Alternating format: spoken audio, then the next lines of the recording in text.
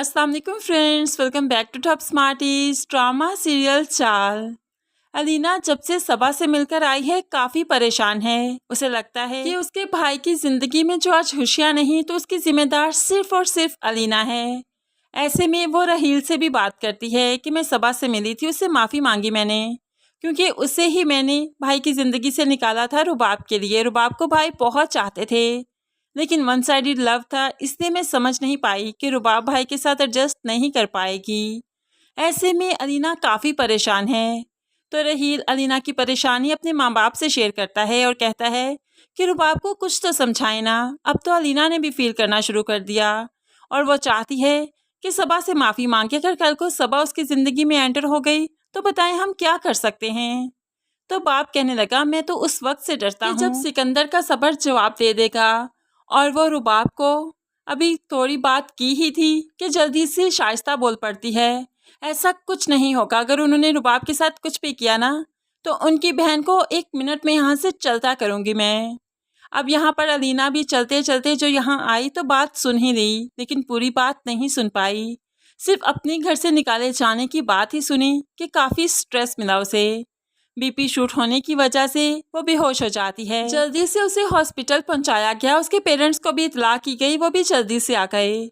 और यहाँ पर डॉक्टर ने बैड न्यूज़ दे ही दी कि अलीना का बीपी शूट होने की वजह से, डिप्रेशन की वजह से उसका बेबी अब इस दुनिया में नहीं रहा। यहाँ तो सब ये बात सुनकर हैरान रह जाते हैं, बहुत ज़्यादा अफसुर्दा हो गए। लेकिन रुबाब और उसकी माँ को ज़्यादा दुख नहीं हुआ, क्योंकि उन्हें मालूम है कि अब रुबाब के कदम इस घर में मजबूत नहीं है। अलीना की माँ जब उससे मिलने रूम में आती है तो उसे गले लगाकर हौसला देती है, तसल्ली देती है।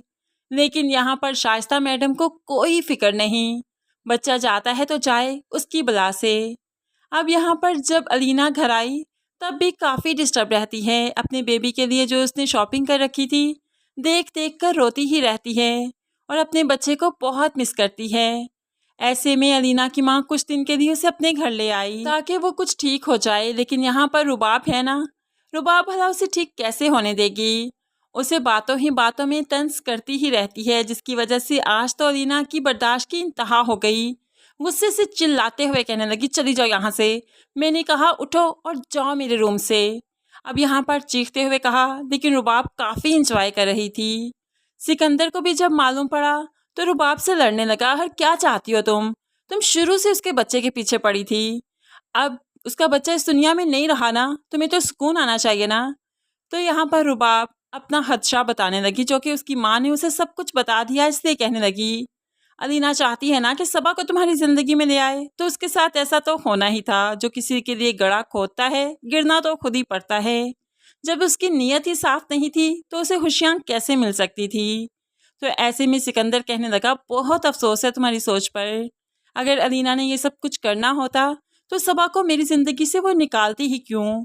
वो जानती थी कि मैं किसी एक से बहुत मोहब्बत करता हूँ, उसके बगैर नहीं रह सकता, इसलिए उसने मेरा भला सोचा और मुझे वो इंसान सौंपना चाहा। लेकिन वो क्या जानती थी कि वो इंसान कितना कमज़र्फ है कि मुझे उसके साथ रहने से उकताहट होने लगेगी। मेरा दिल नहीं चाहेगा उसके साथ रहने का, और मेरा दिल अब वाकई नहीं चाहता उसके साथ रहने का। ये कहते हुए गुस्से से सिकंदर यहाँ से चला गया और रुबाब तो बस देखती रह गई।